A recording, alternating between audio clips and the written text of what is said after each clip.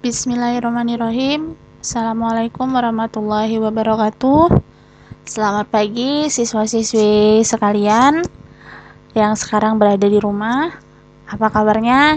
Ibu berharap semoga kalian selalu dalam keadaan sehat walafiat, ya, tidak kekurangan satu apapun dan selalu dilindungi dari berbagai mara bahaya dan wabah penyakit. Amin ya rabbal alamin. Baik anak-anak sekalian, kali ini Ibu akan memberikan materi kembali untuk kalian. Ini masih lanjutan dari materi kemarin ya. Nah, setelah kemarin kalian mempelajari tentang kehidupan manusia pada masa praaksara, sekarang kita akan lanjut tentang kehidupan masyarakat pada masa Hindu-Buddha. Nah, kehidupan masyarakat pada masa Hindu-Buddha di sini lebih digarisbawahi adalah masyarakat Indonesia tentunya.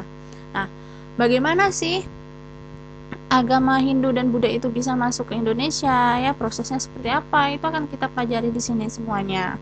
Nah, setelah sebelumnya mempelajari tentang masa praaksara, kalian tahu bahwa masa praaksara itu adalah masa di mana manusia belum mengenal tulisan, ya, bahkan manusia juga belum memiliki agama yang dipeluk mereka. Mereka masih memahami kepercayaan, yaitu salah satunya adalah kepercayaan animisme dan dinamisme. Nah, di sini kita akan mempelajari bagaimana proses masuknya Hindu-Buddha ini bisa sampai ke Indonesia. Oke. Yang pertama yang akan kita pelajari yaitu masuknya kebudayaan Hindu-Buddha di Indonesia.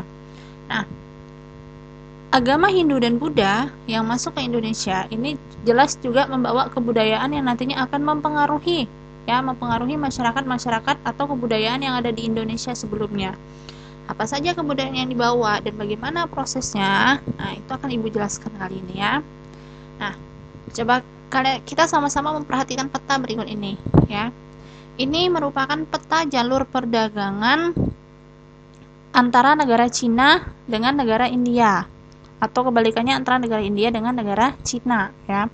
Nah, bisa kita ketahui bahwa agama Hindu sama Buddha itu diyakini dibawa oleh masyarakat atau orang-orang dari India.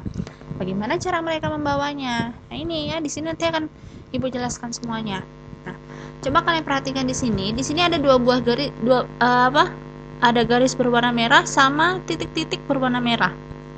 Apa sih? Kalau diperhatikan, garis merah ini adalah main road atau jalur utama.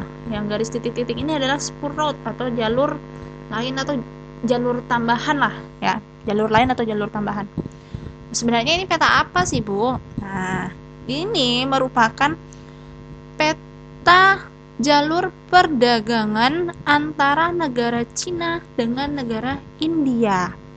Nah, karena salah satu cara masuknya agama Hindu-Buddha ke Indonesia atau persebaran Hindu-Buddha itu adalah melalui jalur perdagangan.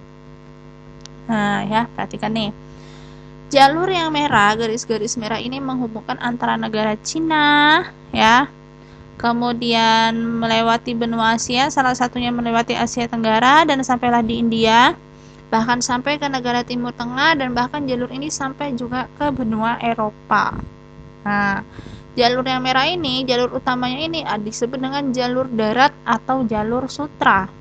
Sedangkan jalur titik-titik ini, titik-titik merah ini, ya, ini merupakan jalur lautnya, dimana ketika melewati jalur laut, ya, pedagang dari Cina ataupun dari India, mereka akan melewati negara Indonesia, yaitu Selat Malaka. Nah, nih ya, bisa kalian perhatikan di sini ya. Nah, ini kan jalurnya sebelum dari Cina misalnya ini, sebelum ke India mereka akan melewati Selat Malaka ini. Nah, ya, barulah mereka akan melanjutkan perjalanannya ke India sana. Ya, atau juga kalau mereka mau berdagang ke Indonesia, mereka akan singgah ke Pulau Jawa atau mungkin pulau-pulau lainnya. Apa perbedaan antara jalur darat sama jalur laut ini? Nah, perhatikan di sini. Jalur darat itu dikenal juga dengan istilah jalur sutra. Ini menghubungkan antara negara Cina, negara India, Cina India ya, kemudian Asia bagian tengah itu seperti negara Iran ya, kemudian Arab Saudi juga itu masuk dalam Asia Tengah dan bahkan sampai ke benua Eropa. Nah, kenapa disebut dengan jalur sutra? Karena di sini yang diperdagangkan atau komoditas utama yang diperdagangkan di sini adalah kain sutra Ya, kain sutra yang sangat terkenal sekali itu yang berasal dari Cina, makanya disebut dengan jalur sutra. Nah, tapi jalur darat atau jalur sutra ini mengalami suatu masalah. Karena apa? Rawan tindak kejahatan. Semakin lama, jalur ini semakin tidak aman. Akhirnya, para pedagang beralih menggunakan jalur laut, yaitu dari Cina mereka akan melewati Indonesia, yaitu melewati perairan Selat Malaka, baru nanti mereka akan sampai di India. Nah, karena Indonesia berada di tengah-tengah antara perjalanan dari Cina menuju India, maka para pedagang ini biasanya akan singgah di Indonesia, ya. Nah, singgah di Indonesia, kemudian mereka juga akan menjual komoditas mereka di Indonesia. Makanya Indonesia menjadi salah satu wilayah persebaran agama Hindu dan Buddha. Nah, kemudian komoditas yang didagangkan selain kain sutra juga ada wewangian dan rempah-rempah. Ya, wewangian yang biasa dijadikan minyak wangi, ya, rempah-rempah itu juga diperdagangkan dalam komoditas ini. Nah, kemudian tentang masuknya agama dan kebudayaan Hindu-Buddha di Indonesia itu diyakini melalui beberapa teori. Ada 5 teori, ya. Ada 5 teori, yaitu teori teori Waisya, Ksatria, Brahmana, arus balik, sama teori Sudra. Nah, apa saja isi dari teori-teori ini, ya? Nah, yang pertama, teori Waisya ini dikemukakan oleh Dr. N.G. Krom, ya. Menurut Pak Dr. N.G. Krom ini, dia mengatakan bahwa pengaruh Hindu-Buddha itu dibawa oleh golongan pedagang dari India, di mana golongan pedagang ini dalam agama Hindu mereka masuk dalam kasta Waisya. Nah, pedagang-pedagang ini sebagian besar ada yang menetap di Indonesia, kemudian mereka menikah dengan orang asli Indonesia. Ketika mereka sudah menikah dengan orang asli Indonesia, nanti akan melahirkan keturunan. Nah, inilah salah satu proses persebaran agama Hindu-Buddha di Indonesia, ya. Jadi ada pedagang dari Indonesia datang, ya kan? Kemudian mereka menetap dari India tadi, ya, dari India menetap di Indonesia dan menikah dengan orang asli Indonesia sampai memiliki keturunan. Itu teori Waisya. Kemudian yang kedua, teori Ksatria. Nah, teori Ksatria ini ada 3 pendapat dari orang yang berbeda. Yang pertama dari Syzybruk, kemudian Mukherjee, dan yang ketiga dari J.L. Mons, ya. Masing-masing memiliki teori tersendiri. Kita lihat dari Syzybruk dulu, ya. Syzybruk mengatakan bahwa Ksatria India ini terlibat konflik perebutan kekuasaan di Indonesia. Jadi gini, di Indonesia itu ada suku-suku yang yang berkonflik antara suku satu dengan suku lainnya. Nah, Ksatria dari India ini ikut andil dalam konflik tersebut, di mana mereka membantu salah satu suku. Ketika suku yang dibantu mereka menang, ya, akhirnya Ksatria ini mendapatkan hadiah dari kepala suku, yaitu dinikahkan sama putri kepala suku tersebut. Nah, itu. Nah, nanti Ksatria tersebut menikah dengan putri kepala suku, kemudian memiliki keturunan. Nah, yang kedua, pendapat dari Mukherjee, ini para ksatria ini membangun koloni atau biasanya disebut dengan kelompok yang kemudian menjadi pusat kerajaan. Jadi mereka membuat kelompok atau koloni-koloni dan nantinya mereka mendirikan atau membuat pusat kerajaan. Sedangkan J.L. Mons ini mengatakan bahwa para ksatria yang kalah dalam berperang di wilayah India Selatan, mereka ini melarikan diri ke Indonesia. Kemudian di Indonesia mereka mendirikan kerajaan, ya. Nah, dipercaya dulu tuh daerah India Selatan itu pernah terjadi konflik atau peperangan yang sangat hebat. Nah, ksatria yang kalah itu mereka mundur, kemudian mereka melarikan diri ke Indonesia. Sesampainya di Indonesia, mereka ini kemudian mendirikan kerajaan, dan di situ pula lah mereka menyebarkan agama Hindu-Buddha di Indonesia. Yang ketiga, teori Brahmana. Ini diungkapkan oleh J.C. Van Leur, ya. Kita tahu bahwa dalam kasta agama Hindu, Brahmana merupakan kasta tertinggi, ya, yaitu golongan-golongan orang yang ahli agama, ya, bisa dikatakan seperti itu. Nah, menurut J.C. Van Leur, ya, kebudayaan Hindu-Buddha ini dibawa oleh golongan Brahmana karena bagi dia yang berhak mempelajari dan memahami isi dari kitab suci Weda, ya, Weda itu kitab sucinya agama Hindu kan, itu adalah golongan Brahmana. Apalagi isi dari kitab suci Weda itu menggunakan bahasa Sanskerta. Nah, kedatangan kaum Brahmana ini juga diduga karena undangan dari penguasa atau kepala suku di Indonesia, ya. Jadi kepala suku ini mengundang mereka untuk mengajarkan agama kepada mereka. Nah, karena menurut kepala suku dan penguasa ini, mereka yakin bahwa golongan Brahmana lah yang mengetahui tentang atau memahami tentang isi dari kitab suci agama Weda. Teori yang keempat ada teori arus balik. Ini dikemukakan oleh Ifdike Bos, ya, Pak Bos. Menurut dia, ya, teori arus balik ini, para pemuda Indonesia ini belajar tentang agama Hindu dan Buddha ke India. Nah, di sana di India mereka belajar dengan orang India di tempat belajar yang disebut dengan Sangha. Nah, setelah mereka memiliki ilmu, mereka akan kembali ke Indonesia untuk menyebarkan agama Hindu dan Buddha itu tersebut, ya. Jadi pemuda-pemuda Indonesia ini dengan sengaja memang mereka pergi ke India, ya, untuk belajar tentang agama Hindu atau Buddha di sana. Nah, tempat belajarnya itu disebut dengan Sangha, ya. Nah, setelah ilmu yang mereka dapatkan ini dirasa cukup, mereka kembali lagi ke Indonesia untuk menyebarkan agama Hindu dan agama Buddha.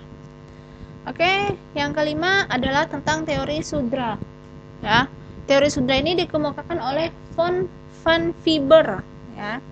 Nah, teori Sudra ini mengatakan bahwa peperangan yang terjadi di India menyebabkan golongan Sudra menjadi orang buangan. Nah, kita tahu ya bahwa Sudra ini merupakan kasta paling rendah atau paling bawah di agama Hindu kan.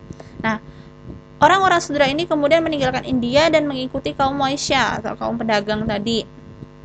Nah, kemudian sampai di Indonesia mereka juga ikut berperan dalam menyebarkan agama Hindu dan agama Buddha. Nah, jadi itu ya kelima teori tentang bagaimana proses masuknya agama Hindu dan Buddha ke Indonesia.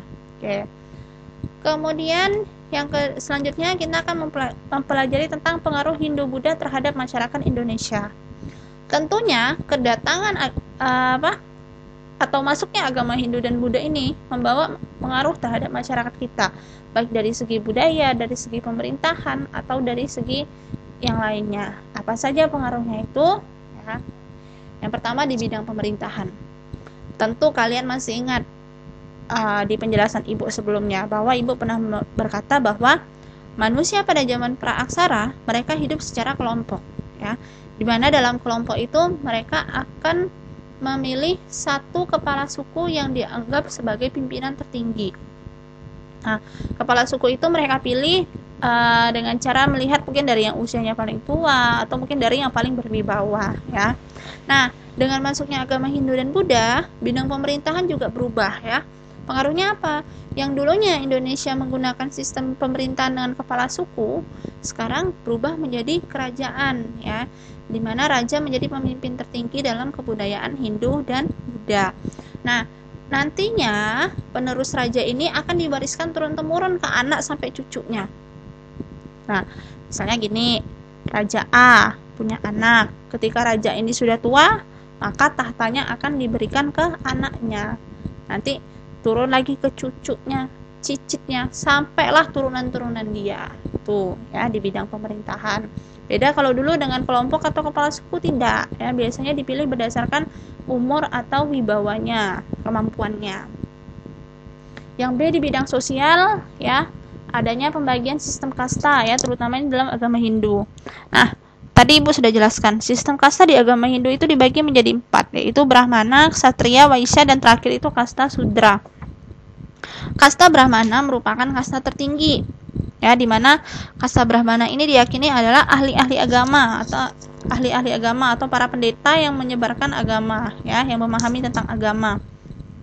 Nah, kemudian golongan kedua ini adalah kasta Ksatria, di bangsawan, prajurit, ya, panglima-panglima perang itu masuknya dalam kasta Ksatria. Yang ketiga adalah Waisya. Kasta Waisya ini pedagang atau para petani, ya. Kemudian yang keempat atau terakhir itu adalah kasta Sudra. Ini kasta paling rendah atau paling bawah dalam sistem kasta agama Hindu ya, yaitu rakyat-rakyat biasa, rakyat-rakyat jelata. Nah, kemudian adanya sistem kasta ini salah satunya membawa pengaruh dalam hal ini ya, misalnya kebijakan ya, atau mungkin dalam pemberian sanksi, itu biasanya pengaruhnya seperti itu ya. Bagaimana dengan agama Buddha ya? Agama Buddha itu tidak mengenal sistem kasta ya, mereka tidak mengenal sistem kasta. Justru datangnya agama Buddha ya, itu menghapus sistem kasta yang sebelumnya diberikan oleh agama Hindu. Karena dalam agama Buddha semua manusia itu sama ya. Semua manusia di mata Siddhartha Gautama, yaitu penyebar agama Buddha, yaitu sama semuanya. Cuman dalam agama Buddha ya, golongan pendetanya itu disebut dengan biksu atau biksuni. Biksu itu untuk laki-laki ya, sedangkan biksuni itu untuk yang perempuan. Nah, itu perbedaannya ya kalau dalam bidang sosial di agama Buddha. Nah, next selanjutnya di bidang ekonomi ya. Kalian masih ingat kan tentunya dengan letak geografis Indonesia ya. Ya, letak geografis Indonesia yaitu di antara 2 benua dan 2 samudra ya. Di mana benuanya yaitu benua Asia dan benua Australia. Nah, karena wilayah kita ini berada di tengah-tengah, Indonesia ini berada di tengah-tengah, maka Indonesia menjadi jalur yang menghubungkan antara India dengan Cina. Makanya kegiatan perdagangan di Indonesia ini berkembang sangat pesat sekali ya. Karena dari India kalau mau ke Cina, mereka akan singgah dulu di Indonesia. Begitu juga sebaliknya, dari Cina mau ke India, pasti mereka akan singgah dulu di Indonesia. Yang keempat di bidang agama ya. Nah, kalau dulu zaman praksara manusia tidak mengenal agama, mereka hanya mengenal kepercayaan yaitu animisme dan dinamisme. Maka dengan masuknya agama Hindu dan Buddha ini membuat mereka mengenal yang namanya agama, mengenal adanya Tuhan ya. Nah, ini mereka dulu kan yang dipuja itu kan pohon-pohon atau apa ya. Nah, kalau sekarang tidak ya, mereka juga sudah memiliki tempat ibadah sendiri. Kayak orang Hindu itu tempat ibadahnya adalah pura agama Hindu ya, sedangkan agama Buddha tempat ibadahnya adalah vihara. Nah, kalau tempat ibadah agama Buddha ya, vihara itu biasanya ditandai dengan adanya pagoda kayak gini ya, pagoda. Nah, kemudian mereka juga mengenal istilah dewa ya dalam agama Hindu. Nah, ini yang dimaksud dengan biksu ya, biksu seperti ini. Nah, kalau agama Hindu tuh mereka mengenal adanya dewa-dewi ya. Masing-masing dewa-dewi ini memiliki kemampuan tersendiri atau kemampuan tertentu yang berbeda. Nah, kalau ini biksu, laki-laki itu namanya biksu kalau di agama Buddha, sedangkan yang perempuan itu namanya biksuni. Kemudian di bidang pendidikan, nah dengan masuknya agama atau kebudayaan Hindu Buddha di bidang pendidikan ini membuat masyarakat mendapat pendidikan yang dilakukan oleh para pendeta baik dari agama Hindu atau Buddha tadi ya. Para kaum Brahmana ini membuka tempat-tempat pendidikan yang dikenal dengan nama pasraman ya. Kemudian yang keenam ada bidang kebudayaan. Nah, bidang kebudayaan ini terbagi menjadi 3, yaitu dalam seni bangunan, kemudian seni rupa dan seni ukir, yang ketiga seni aksara ya, sastra dan aksara. Dalam seni bangunan ya, seni bangunan ini adanya bangunan-bangunan seperti candi kayak gini. Ini juga termasuk peninggalan-peninggalan kerajaan ya, kerajaan Hindu atau kerajaan Buddha. Nah, ini ya. Seni menghasilkan bangunan-bangunan yang merupakan akulturasi antara kebudayaan Indonesia sama kebudayaan India ya. Nah, ini Candi Borobudur, ini merupakan candi agama Buddha ya, sedangkan Prambanan yang ada di Jogja ini merupakan candi agama Hindu. Ayo, di antara kalian siapa nih yang udah pernah jalan-jalan sampai ke Borobudur dan Prambanan ya? Ibu yakin mesti ada ya, dari kelas A sampai H masih udah ada yang pernah ke Borobudur sama Prambanan. Kemudian yang kedua di seni rupa sama seni ukir ya. Nah, kalau seni rupa itu biasanya adanya patung-patung atau arca ya, patung atau arca pada bangunan candi. Nah, kayak gini kan. Nih, arca yang ada di Candi Borobudur, sedangkan ini arca yang ada di Candi Prambanan. Kemudian seni ukir ini biasanya terdapat pada dinding candi, yaitu pahatan-pahatan ya. Seni ukir itu pahatan, relief. Nah, ini biasanya terdapat banyak di dinding candi. Relief-relief ini ya, yang ada di dinding candi itu memiliki makna atau cerita tersendiri. Ya, ada kisah dalam setiap relief tersebut. Dan yang ketiga ada seni sastra dan aksara. Ya, seni sastra ini biasanya berkaitan dengan pertunjukan-pertunjukan ya, atau kitab-kitab yang pernah ditemukan pada zaman Hindu dan Buddha. Ya, seni sastranya ini merupakan akulturasi juga, perpaduan antara budaya Indonesia dengan budaya India. Nah, misalnya budaya Indianya ini ceritanya kayak cerita Mahabharata sama cerita Ramayana. Ini kan merupakan cerita dari India. Nah, kemudian budaya Indonesianya, cerita ini dibuat dalam sebuah pertunjukan yaitu wayang kulit, di mana wayang kulit merupakan budaya asli dari Indonesia. Nah, ini ya. Kayak misalnya nih, wayang kulit ini namanya Pandawa 5 ya. Pandawa 5 ini ceritanya juga dari India ya, tapi wayangnya adalah asli dari Indonesia. Kemudian yang ini adalah Punakawan ya, sebelah kanan ini adalah Punakawan ya. Ini ada 4, Semar, Gareng, Petruk, Bagong. Kalau Pandawa 5 nih adalah 5 saudara ya, yaitu Arya, Bima, Arjuna, Nakula, sama Sadewa ya kan. Pasti kalian tahu kalau cerita Ramayana itu tentang Arjuna sama Dewi Sinta. Nah, kemudian dari segi seni aksara ya, ini kita adanya dikenal huruf-huruf baik huruf Palawa, Dewanagari atau Pranagari. Ini contoh-contohnya ya. Ini huruf Palawa ini kayak gini ya, ini Dewanagari dan ini huruf Pranagari. Ya, masing-masing huruf ini ya ada abjadnya, tapi ibu juga tidak tahu cara membacanya ya. Hanya orang tertentu saja memang yang bisa membacanya. Nah, biasanya huruf-huruf ini, aksara ini terdapat dalam kitab-kitab yang terdapat pada zaman kerajaan Hindu atau Buddha. Oke, anak-anak sekalian, ya cukup ya materinya untuk kali ini. Nah, tadi seperti yang ibu bilang di awal, akan ada tugas yang ibu berikan untuk kalian. Ya, tugasnya yaitu kalian menyebutkan nama-nama kerajaan Hindu-Buddha yang pernah berdiri di Indonesia. Nah, ya. Di sini ada 8 kerajaan yang harus kalian cari, ya. Ini sudah ibu tentukan ya kerajaan-kerajaannya. Sumbernya kalian boleh cari dari Google, dari buku paket ya, atau dari manapun, terserah. Ya. Nah, ini ada 8 kerajaan sudah ibu tentukan, yaitu Kutai, Tarumanegara, Sriwijaya, Mataram kuno, Kerajaan Medang, Kediri, Singosari, sama Kerajaan Majapahit. Nah, yang harus kalian cari yaitu siapa saja raja yang memerintah. Ibu contohkan nih, misalnya yang pertama Kerajaan Kutai. Raja yang memerintah nih ada 3, yaitu Kudungga, Asmawarman, sama Mulawarman. Nah, pada zaman Raja Mulawarman, ini Kerajaan Kutai menjadi Kerajaan Kutai ini mengalami masa kejayaan. Kapan tahun berdirinya? Abad ke-5. Kalau misalnya di situ disebutkan tahunnya, misalnya 1900 sekian berapa, tulis saja, tuh ya. Letaknya di mana? Muara Kaman, Kalimantan Timur. Peninggalannya Prasasti Yupa. Apalagi disebutkan di sini, dituliskan peninggalannya apa saja, ya. Nah, tugas ini kalian kerjakan di buku latihan kalian. Jangan lupa judulnya adalah nama-nama kerajaan Hindu-Buddha yang ada di Indonesia. Itu judulnya ya. Nah, kalian kerjakan di buku latihan ya. Dikumpulkan nanti ketika masuk sekolah. Ya. Ingat, dikumpulkan ketika masuk sekolah sambil kita bahas sekalian. Nah, dan ibu minta kalian mengirim sebagai bukti kalian mengerjakan tugas ini, silahkan kalian foto diri kalian sedang mengerjakan tugas ini.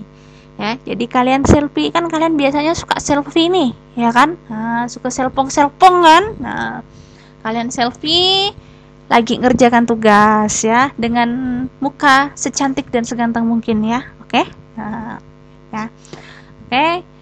Ibu rasa cukup sampai di sini dulu materi ibu hari ini. Jangan lupa tugasnya dikerjakan ya. Jangan lupa tekan like dan subscribe. Oke, karena nanti akan ada materi-materi selanjutnya yang ibu berikan untuk kalian. Oke, akhir kata ibu ucapkan terima kasih banyak. Ingat, Jangan pernah keluar rumah kalau tidak penting, ya. Tetap di rumah aja. Ya, terima kasih. Assalamualaikum warahmatullahi wabarakatuh.